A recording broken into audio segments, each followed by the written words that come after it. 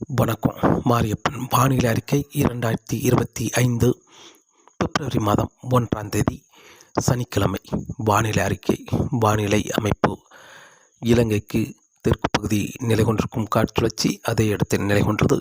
இன்று செயலிழந்து வளிமண்டல சுழற்சியாக நிலை கொண்டிருக்கும். மேலும் பிப்ரவரி 2-3 தேதிகளில் சற்று மேற்கு நகர்ந்து முற்றிலுமாக செயலிழக்க வாய்ப்புள்ளது.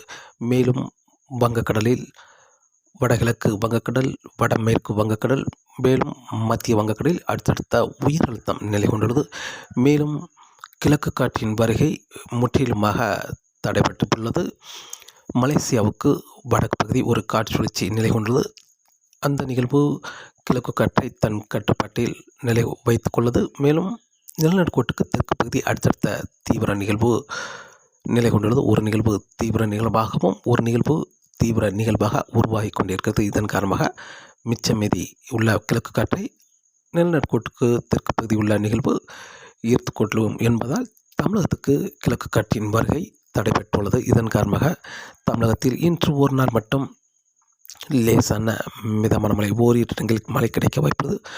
அதிகாலை நேரங்களில் கடல் ஓரங்களில் ஓரிரு இடங்களில் லேசான மழைப்பொழிவு கிடைத்தாலும் வெயில் வந்த பிறகு உள்பகுதியிலும் தென் மாவட்ட உள்பகுதியிலும் ஓரிரு இடங்களில் லேசான மழைப்பொழிவு இன்று கிடைக்க வாய்ப்புள்ளது.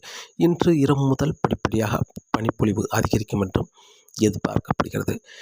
இன்று பிப்ரவரி 1ஆம் தேதி சனிக்கிழமை பொறுத்தவரை அதிகாலை நேரங்களில் கன்னியாகுமரி, திருநெல்வேலி, மேலும் தூத்துக்குடி, ராமநாதபுரம் இந்த இடங்களில் ஓரிரு இடங்களில் லேசான மழைப்பொழிவு கிடைக்க வாய்ப்புள்ளது. மேலும் நாகப்பட்டினம் வடக்கு பகுதி, சீர்காழி, மயிலாடுதுறை, புதுச்சேரி இந்த இடங்களில் ஓரிரு இடங்களில் லேசான மழைப்பொழிவு கிடைக்க வாய்ப்புள்ளது. இன்று வெயில் வந்த பிறகு தென் மாவட்ட உள்பகுதியிலும் ஆங்கங்கே லேசான மழைப்பொழிவு கிடைக்க வாய்ப்புள்ளது. கன்னியாகுமரி, திருநெல்வேலி, தென்காசி, தூத்துக்குடி, விருதுநகர், மேலும் மதுரை, தேனி, திண்டுக்கல், ராமநாதபுரம், புதுக்கோட்டை, சிவகங்கை, திருச்சி, அரியலூர், பெரம்பலூர், நாகப்பட்டினம், தஞ்சாவூர், மேலும் திருவாரூர், மயிலாடுதுறை, சீர்காழி, புதுச்சேரி, காரைக்கால் இந்த இடங்களை பொறுத்தவரை ஒரு சில இடங்களில் மட்டுமே மழை கிடைக்க வாய்ப்புள்ளது. லேசான மழைப்பொழிவு. அதிகாலை நேரங்களில் கடல் ஓரங்களிலும் வெயில் வந்த பிறகு உள்பகுதியிலும் மழை கிடைக்க வாய்ப்புள்ளது. மேற்கு தொடர்ச்சி மலைகளிலும் ஆங்கங்கே ஓரிரு இடங்கள் லேசான மழைப்பொழிவு கிடைக்க வாய்ப்புள்ளது. கொடைக்கானல், வால்பாறை இந்த இடங்களுக்கும் லேசான மழைப்பொழிவு. மேலும் தென்காசி மேற்கு பகுதி, விருதுநகர் மேற்கு பகுதி, மேலும் திருநெல்வேலி மேற்கு தொடர்ச்சி மலைகளிலும் ஓரிரு இடங்கள் லேசான மழைப்பொழிவு கிடைக்க வாய்ப்புள்ளது. இன்று மதியம் மாலை நேரங்களில். நாளை பிப்ரவரி 2ஆம் தேதி தமிழகத்தில் பெரியதாக மழைக்கு ஏதும் வாய்ப்பில்லை. வெயில் வந்த பிறகு மேகம் சூழ்ந்து காணப்பட்டாலும் ஏதாவது ஒரு இடங்களில் லேசான துளிகள் மட்டுமே விழும் என்றும் எதிர்பார்க்கப்படுகிறது.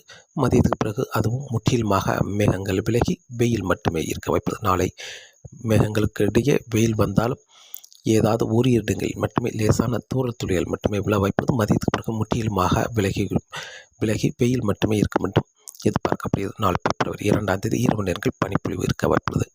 பிப்ரவரி 3ஆம் தேதியிலிருந்து இரவு நேரங்கள் பனிப்பொழிவு, பகல் நேரங்கள் வெயில் மட்டுமே இருக்க வாய்ப்புள்ளது. இனி வருகிற நாட்களில் தமிழகத்தில் ஒரு மழை என்பது நீண்ட இடைவெளி இருக்கும் என்றும் எதிர்பார்க்கப்படுகிறது.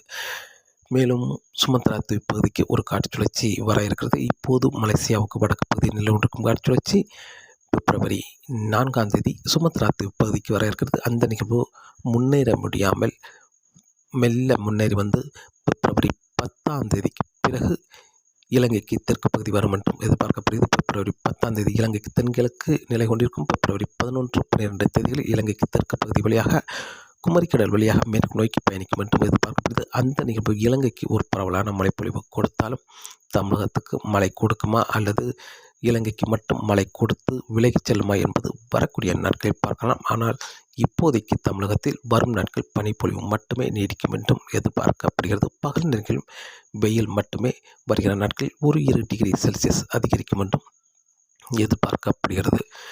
காற்றின் வேகத்தை பொறுத்தவரை காற்றின் வேகம் வரக்கூடிய நாட்களில் வங்கக்கடல், மன்னார் வளைகுடா, குமரிக்கடலில் பெரிதாக காற்றின் வேகம் ஈர்க்க வாய்ப்பில்லை. மீனவர்களுக்கு மீன்பிடிக்க சாதகமான சூழலாக அமைய வாய்ப்புள்ளது. அதிகாலை நேரங்களில் மட்டுமே மன்னார் வளைகுடா, குமரிக்கடலில் காற்றின் வேகம் சற்று கூடுதலாக இருக்க வாய்ப்புள்ளது. அதிகபட்சம் 35 முதல் 45 கிலோமீட்டர் வரை காற்றின் வேகம் இருக்க வாய்ப்புள்ளது. அதிகாலை நேரங்களில் மட்டுமே. வெயில் வந்த பிறகு காற்றின் வேகம் சற்று குறைந்து காணப்படும். மீனவர்களுக்கு சாதகமான சூழலாக அமைய இருக்கிறது.